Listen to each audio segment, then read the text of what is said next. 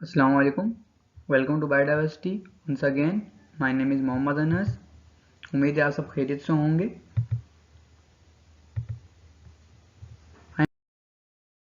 Continue करते हैं 9वीं class के लेक्चर्स. हमने कल स्टार्ट किया था चैप्टर इंट्रोडक्शन ऑफ बायोलॉजी, जिसमें हम लास्ट वीडियो में हमने इंट्रोडक्शन ऑफ बायोलॉजी के अंदर हमने लास्ट टॉपिक जो हमने डिस्कस किया था वो था डिविजन्स ऑफ बायोलॉजी.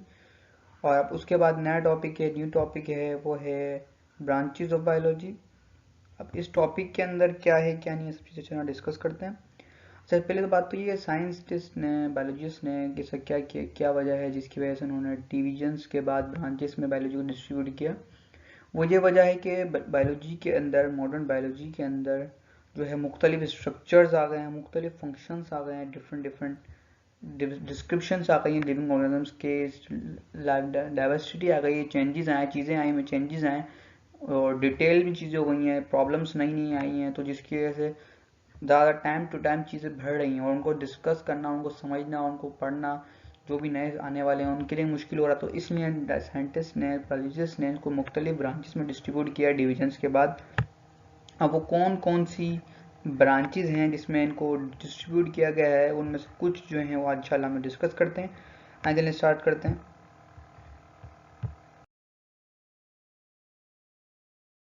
बायोलॉजी, जिसकी उसकी फर्स्ट ब्रांच है बायोलॉजी की मॉर्फोलॉजी. बायोलॉजी की डेफिनेशन देखने से पहले थोड़ा सा बायोलॉजी की मीनिंग चेक कर लेते हैं. बायोलॉजी के जो है वर्ड की मीनिंग क्या है मॉर्फोलॉजी की. It is drive from a Greek words morph plus logos and logos. ये दो वर्ड्स हैं, मार्फ एंड लोगोस, दोनों ग्रीक वर्ड्स हैं. उन दोनों से मिलकर मार्फोलॉजी बना है. और मार्फ की मीनिंग है फॉर्म्स, सूरत, शक्ल, एंड लोगोस की मतलब है डिस्कस करना, पढ़ना.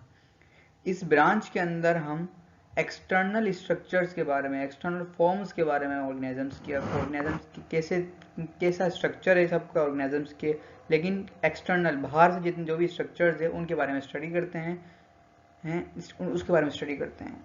दूसरी ब्रांच है एनाटॉमी.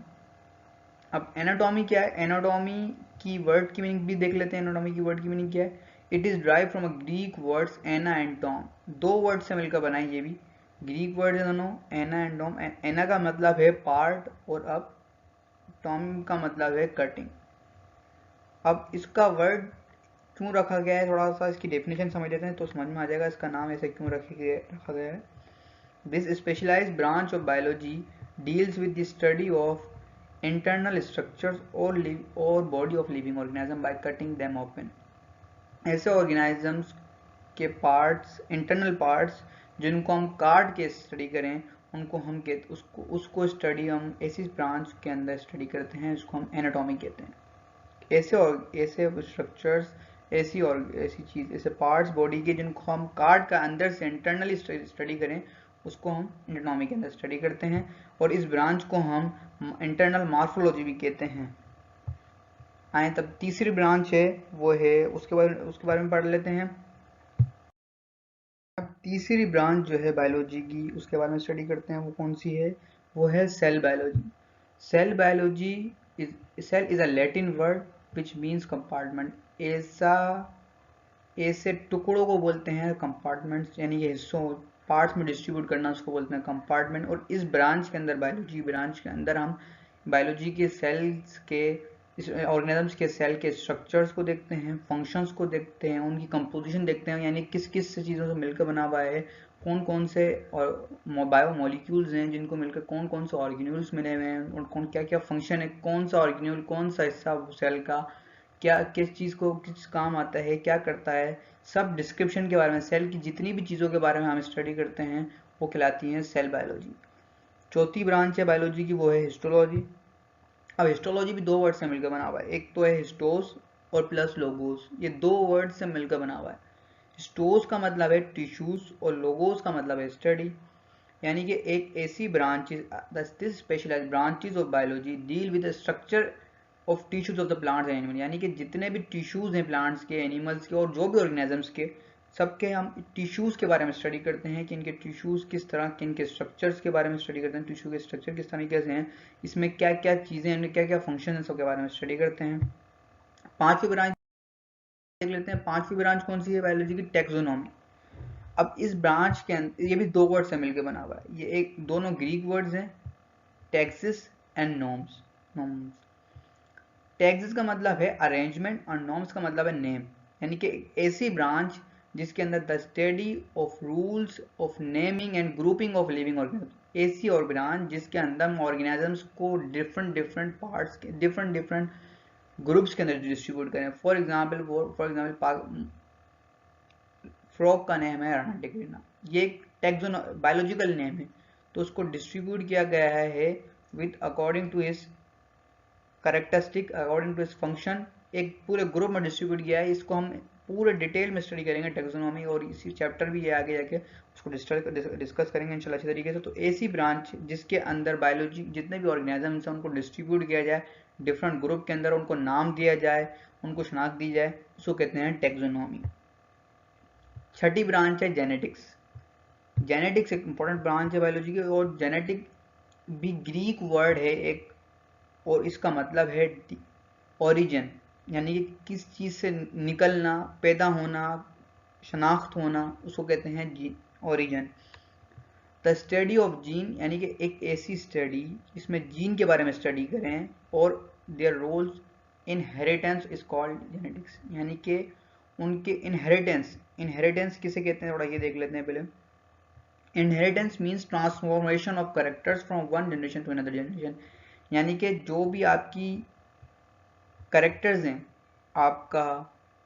आपकी शक्ल सिमिलरिटीज हो सकती हैं पर प्रॉपर कॉपीज नहीं होंगे, लेकिन सिमिलरिटीज होती हैं, जैसे कि आपके फादर में और आप में लोग शबात करते हैं, तो इससे बिकॉज ऑफ इनहेरिटेंस हर चीज़ मिलती जुलती, तो थोड़ा बहुत सिमिलरिटीज आती हैं ऑर्गेनिजम्स के एंसेस्टर्स में और उनके ऑफस्प्रिंग्स के अंदर।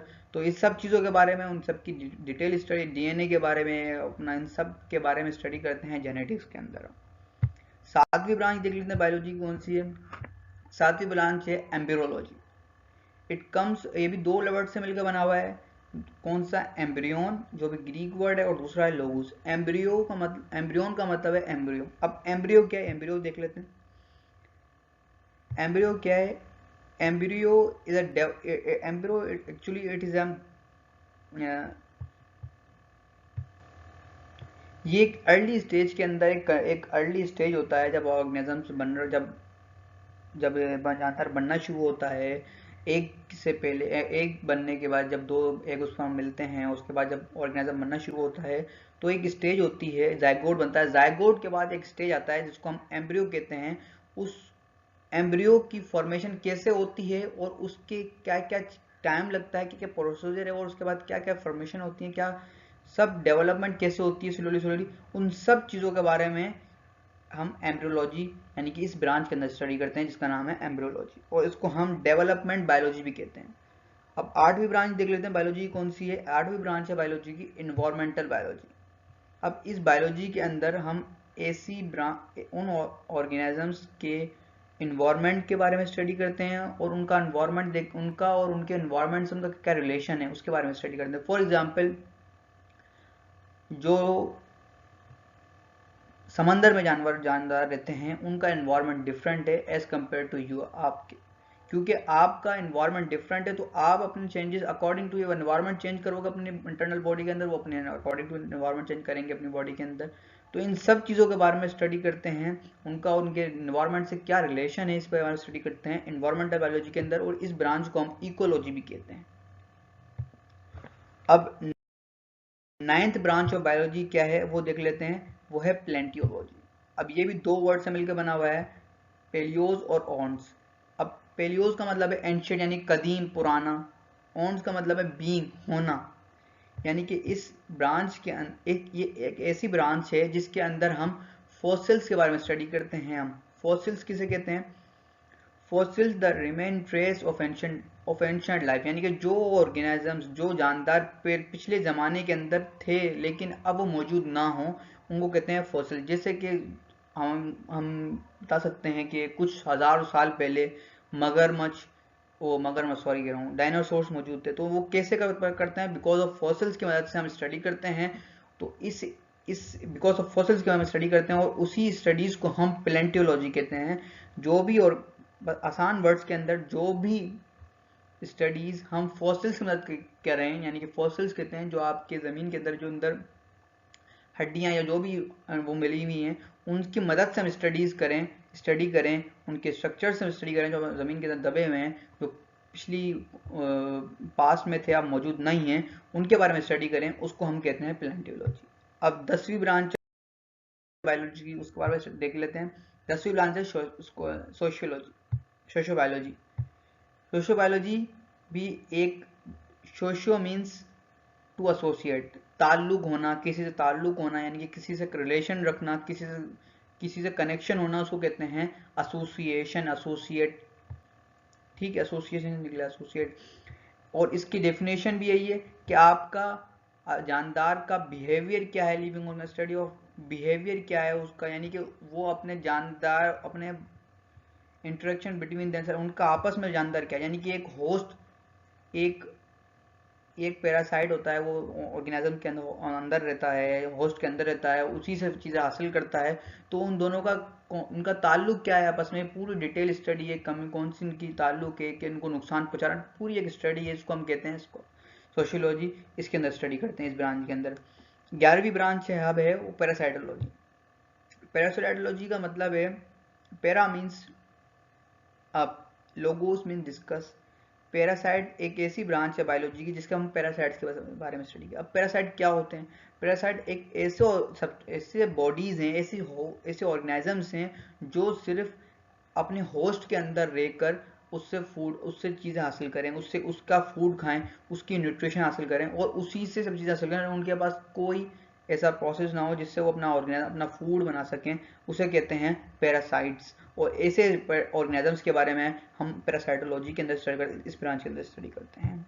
12वीं ब्रांच है बायोलॉजी की, बायोटेक्नोलॉजी। अब ये ब्रांच क्या है? इस ब्रांच के अंदर हम ऑर्गेनिजम्स के अंदर क्या फ़ायदा, मतलब फॉर एग्जांपल आप एक्सरे करते हैं, एक्सरे से पता चल जाता है आपकी कौन सी हड्डी या कोई भी चीज़ आपकी कौन सी हड्डी टूटी हुई है, तो ये क्या है, ये बिकॉज ऑफ ये इस सब चीज़ों के बारे में हम साइंस में बायोटेक्नोलॉजी के बारे में स्टडी करते हैं। ये सब क्या है, बायोटेक्नोलॉजी से ही सब चीज़ें ड्राइव की गई हैं और इन सब चीज़ों के बारे में हम बायोटेक्नोलॉजी में स्टडी करते हैं।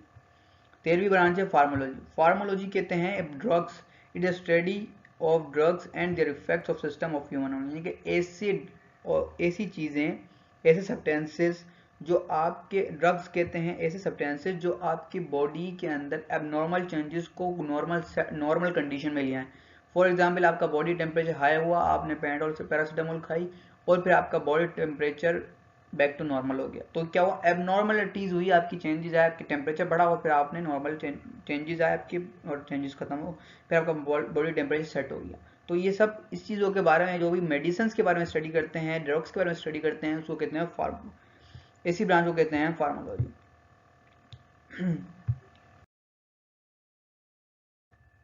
लास्ट ब्रांच ऑफ बायोलॉजी है molecular biology. It deals with the study of molecules of life, यानी कि जो भी मॉलिक्यूल्स हैं लाइफ के अंदर, जो भी मॉलिक्यूल्स यूज होते हैं, जैसे प्रोटीन है, कार्बोहाइड्रेट्स हैं, वाटर है, और जो है जितने भी मॉलिक्यूल्स हैं जो बायोलॉजी के अंदर स्टडी किए जाते हैं, वो इंशाल्लाह आगे चल के सब ब्रांचेस की, हर ब्रांचेस की आगे पूरी डिटेल्स में जो इनके जिनके बारे में स्टडी करते हैं पूरी डिटेल में है, तो मैं कोशिश करूँगा आपको बताता हूँ ये इस ब्रांच से ताल्लुक़ रखता है, इस ब्रांच से ताल्लुक़ रखता है। तो ये सब इसके बारे में स्टडी करते हैं, मॉलिक्यूल्स के बारे में, जितने भी अभी आप जगह पढ़ेंगे, प्रोटीन, कार्बोहाइड्रेट, सब के बारे में स्टडी करते हैं मॉलिक्यूलर बायोलॉजी के अंदर बस। और इसको हम कहते हैं बायोकेमिस्ट्री, इसको हम बायोकेमिस्ट्री भी कहते हैं। Thank you for watching and next video का वेट कीजिएगा और कमेंट ज़रूर कीजिएगा क्या चीज़ पसंद आई, और क्या जो कोई क्वेश्चन हो तो कमेंट में पूछ सकते हैं आप। अस्सलाम वालेकुम, मिलते हैं नेक्स्ट वीडियो में।